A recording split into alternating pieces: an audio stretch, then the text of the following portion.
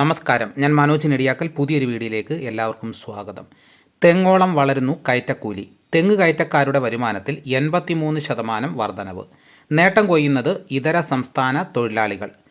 കേരളത്തിൽ തെങ്ങ് കയറ്റ തൊഴിലാളികളുടെ പ്രതിദിന വരുമാനത്തിൽ 83% വർധനവ്. 2015 ശരാശരി 755 രൂപയായിരുന്നു കൂലി. 10 വർഷം കൊണ്ട് കൂലിയിൽ 83% വർധനവ് ഉണ്ടായതായി കണക്കുകൾ വ്യക്തമാക്കുന്നു.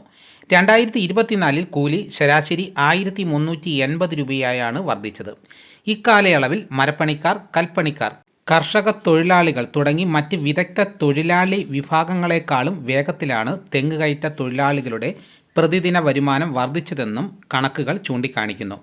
സംസ്ഥാനത്തെ 28,000 സർക്കാർ ജീവനക്കാർ വീട്ടിലേക്ക് കൊണ്ടുപോകുന്ന ഒരു മാസത്തെ അടിസ്ഥാന ശമ്പളത്തേക്കാൾ കൂടുതലാണ് ഒരു തെങ്ങ് കയറ്റ തൊഴിലാളി ഒരു മാസത്തിലെ ശരാശരി 21 പ്രവൃത്തി ദിവസം കൊണ്ട് സമ്പാദിക്കുന്നത്.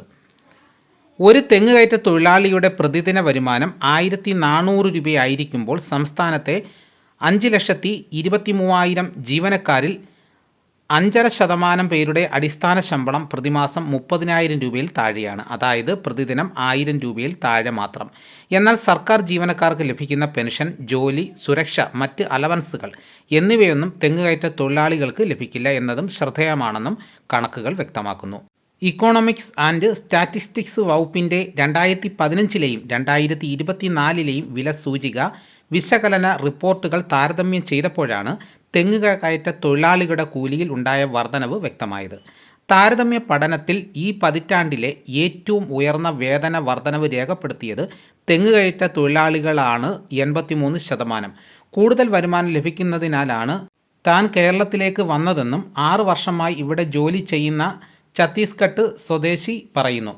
നാട്ടിൽ സ്വന്തമായി 5 ഏക്കർ ഭൂമിയിൽ റാഗിയും ഉരുളക്കിഴങ്ങും കൃഷി ചെയ്തിരുന്ന ഇദ്ദേഹം ഒരു മലയാളി കരാറുകാരൻ്റെ ക്ഷണം വഴിയാണ് കേരളത്തിലെത്തിയത്.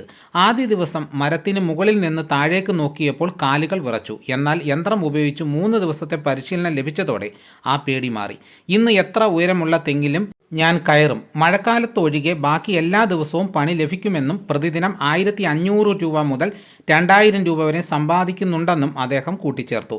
വൈദഗ്ധ്യവും തൊഴിലിൻ്റെ അന്തസ്സും തമ്മിലുള്ള ബന്ധമാണ് സംസ്ഥാനത്തെ തെങ്ങ് കയറ്റ രംഗത്തെ അതിഥി തൊഴിലാളികളുടെ വർദ്ധിച്ചു വരുന്ന സാന്നിധ്യം സൂചിപ്പിക്കുന്നതെന്ന് ലേബർ സ്റ്റഡീസ് വിദഗ്ധനും കേരള സ്റ്റേറ്റ് പ്ലാനിംഗ് ബോർഡ് അംഗവും പറയുന്നു.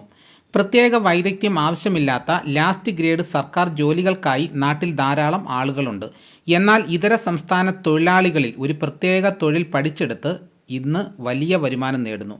വിപണിയുടെ ആവശ്യത്തിനനുസരിച്ച് നൈപുണ്യം വികസിപ്പിക്കാനും തൊഴിലിൻ്റെ അന്തസ്സ് തിരിച്ചറിയാനും മലയാളികൾ ഇനിയും പഠിക്കേണ്ടതുണ്ടെന്നും അദ്ദേഹം അഭിപ്രായപ്പെട്ടു. 2026-27 സാമ്പത്തിക വർഷത്തെ കണക്കനുസരിച്ച് 28,648 സർക്കാർ ജീവനക്കാരുടെ അടിസ്ഥാന ശമ്പളം 2,240 രൂപ മുതൽ 30,000 രൂപ വരെയുള്ള പരിധിയിലാണ്.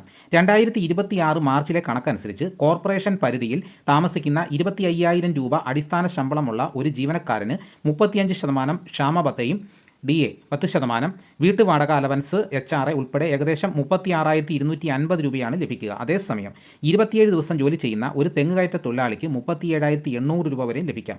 എന്നാൽ ഇവർക്ക് സർക്കാർ ജീവനക്കാരെ പോലെ ജോലി സുരക്ഷയോ പെൻഷനോ മെഡിക്കൽ ആനുകൂല്യങ്ങളോ ലഭ്യമല്ല. ശാരീരിക അധ്വാനവും അപകട സാധ്യതയുമുള്ള ജോലികൾക്ക് ഇന്ന് കേരളത്തിലെ തൊഴിൽ വിപണിയിൽ വലിയ മൂല്യമുണ്ടെന്നാണ് ഈ കണക്കുകൾ വ്യക്തമാക്കുന്നത്. അപ്പോൾ തെങ്ങ് കയറ്റ തൊഴിലാളികൾക്ക് ഇപ്പോൾ വളരെയേറെ ക്ഷാമമാണ്.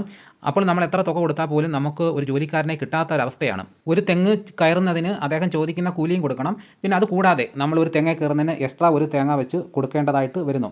അപ്പോൾ നമ്മൾ കൊടുക്കേണ്ട ആവശ്യമില്ല, അവരങ്ങ് എടുത്തോളും.